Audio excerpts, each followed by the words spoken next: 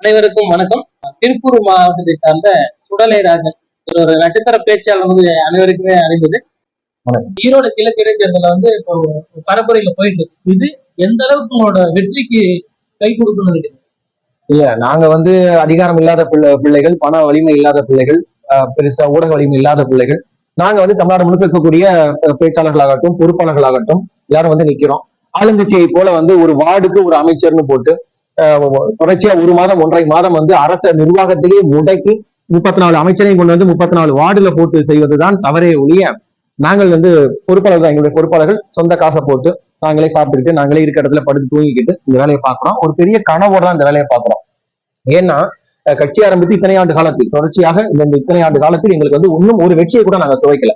ஒரு வெற்றி எங்களுக்கு தேவைப்படுது. ஏன் அப்படின்னா, நாங்கள் இத்தனை ஆண்டு காலமாக பேசி வருகிறோம். நாங்கள் வந்தால் என்னவெல்லாம் செய்வோம். கல்வி இலவசம், மருத்துவம் இலவசம், குடிநீர் இலவசம், அதை தாண்டி எதுவும் இலவசம் அல்ல. நோயற்ற வாழ்வு, பசியற்ற குழந்தை, வேலையற்ற இளைஞன், இதையெல்லாம் நாங்கள் மாற்ற வேண்டும் என்று நினைக்கிறோம். இப்படி தொடர்ச்சியா நாங்கள் பேசிக்கொண்டே வருகிறோமே ஒழிய, அதை களத்தில் செயல்படுத்தி காட்டுவதற்கு எங்களுக்கு ஒரே ஒரு வெற்றி தேவைப்படுது. அந்த ஒரு வெற்றி இந்த வெற்றியாக இருக்கும்னு நம்பிதான் நாங்க ஈரோடு கிழக்குல வந்து களத்துல நிக்கிறோம். அது கட்டாயம் அமையும் நாங்க நம்புறோம். ஒரு வெற்றி கிடைத்தால் அனைத்து இளைஞர்களுக்கும் வேலை வாய்ப்பு, பசி இல்லா குழந்தை, நோயில்லா மக்கள் அப்படின்ற மாதிரி எல்லாத்தையும் சரி செய்யறதுக்கு இந்த இடைத்தேர்தலோட அந்த ஒரு சட்டமன்ற உறுப்பினர் வந்து போதுமானதா? அவங்களுக்கு ஏன்னா அவங்களுக்கான கால அவகாசம் வந்து 1 வருஷமா இருக்கு. இந்த 1 வருடத்துல ஒரு சட்டமன்ற தொகுதியோட வேட்பாளர் நின்று வெற்றி பெற்று போனால் நீங்க சொல்வது எல்லாமே சாத்தியமா? சரிதான். இந்த ஒரு உறுப்பினருடைய வெற்றியை வைத்துக் கொண்டு 1 வருடத்தில் நாங்கள் சொன்ன அத்தனையும் சாதிக்க முடியுமான்னு கேட்டா முடியாது. ஆனால் அதை சாதிப்பதற்கான ஒரு ஒட்டுமொத்த அதிகாரம் தேவைப்படுது இல்லையா?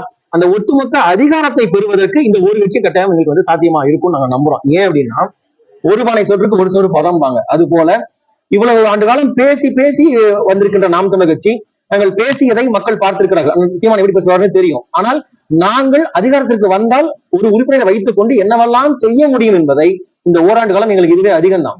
எங்களுக்கு 6 மாதமே போதுமானதுதான். 6 மாதத்தை எல்லாம் நிரூபிச்சிட முடியும். சொல்ல உங்களுக்கு புரியும்னு நினைக்கிறேன். அப்ப இந்த ஒரு உறுப்பினரை வைத்துக் கொண்டு சட்டமன்றத்திற்குள் இது வரைக்கும் பாத்தீங்கன்னா, சட்டமன்ற உறுப்பினர்கள் உள்ள போனோமா, ஒரு போண்டா சாப்பிட்டோமா, டீ குடிச்சோமா, மேஜை டொக்கு டொக்குன்னு தட்டினோமா, எதிர்கட்சி அப்படின்னா ஒரு தீர்மானத்துக்கு எதிராக வந்து வெளிநடப்பு செஞ்சோமா, இதைத்தான் பார்த்திருப்பார்கள். ஆனால் கேள்வி கணைகளால், அறிவார்ந்த கேள்விகளால், சட்டமன்ற மரபுகளுக்கு உட்பட்டு, விதிகளுக்கு உட்பட்டு, உள்ளத்தில் நேர்மையோடு, தெளிவான தரவுகளோடு சட்டமன்றத்தில் பேசுவதற்கு ஒரு சரியான ஆள் இதுவரை இருக்கக்கூடிய சட்டமன்றத்தில் யாரும் இல்லை.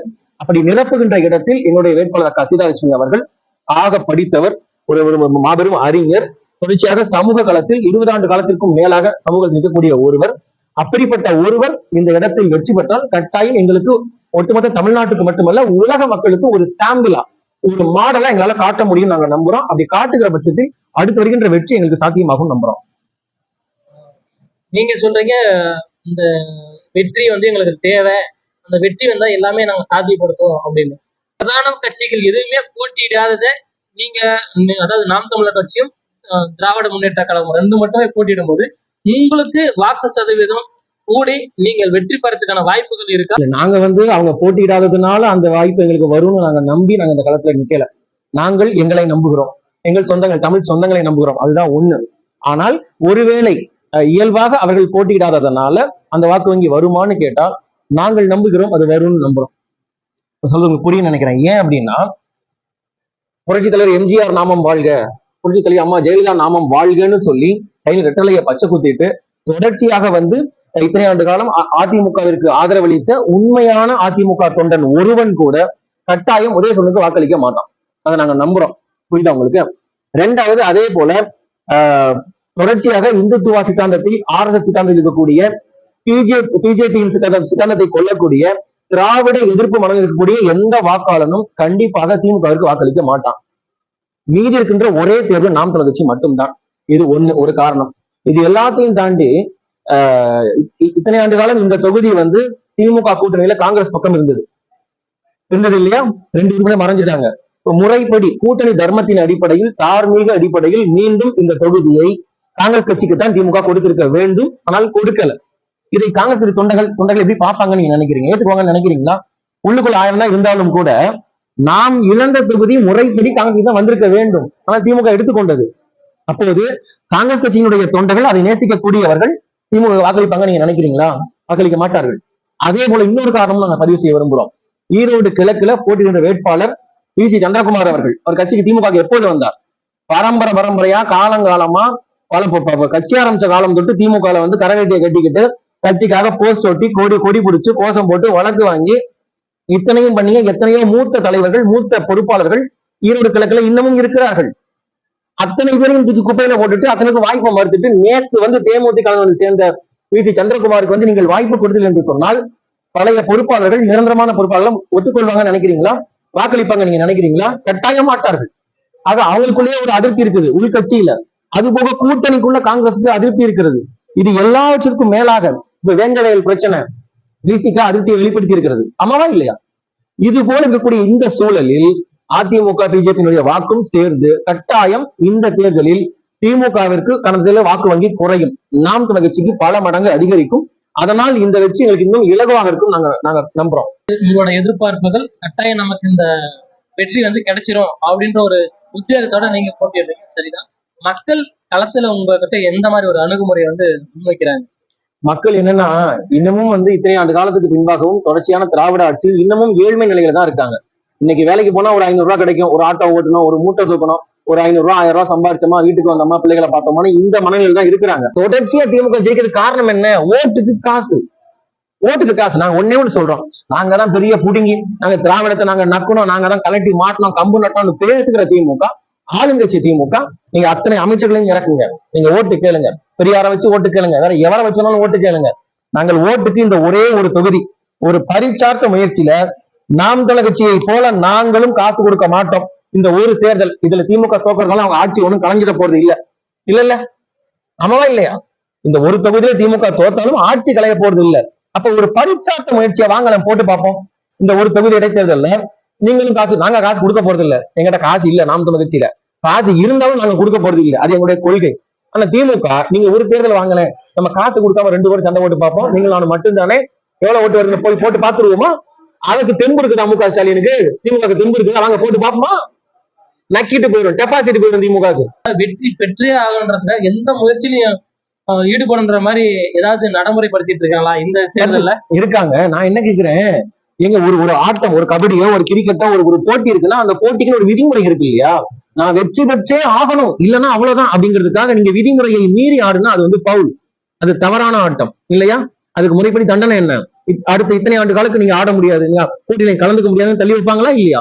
அது போல திமுக இந்த தேர்தல்ல, இந்த தேர்தல் என்பது அடுத்த 2026 தேர்தலுக்கான ஒரு பரிச்சார்த்த ஒரு முயற்சி, இதுதான் தொடக்கம் அப்படிங்கிறதுக்காக அந்த வெற்றிக்காக நீங்க கல்லாட்டம் ஆடுவீங்களா?